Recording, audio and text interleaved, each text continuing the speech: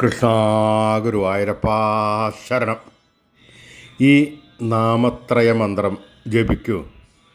എപ്പോഴും ജപിക്കാം, ആർക്കും ജപിക്കാം.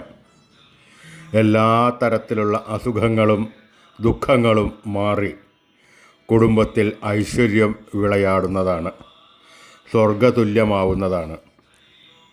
108 തവണയെങ്കിലും ജപിക്കുക. ഗുരുവായൂരപ്പൻ്റെ അനുഗ്രഹം എപ്പോഴും ഉണ്ടാവുന്നതാണ്. അച്യുതാനന്ദ ഗോവിന്ദ, അച്യുതാനന്ദ ഗോവിന്ദ, അച്യുതാനന്ദ ഗോവിന്ദ.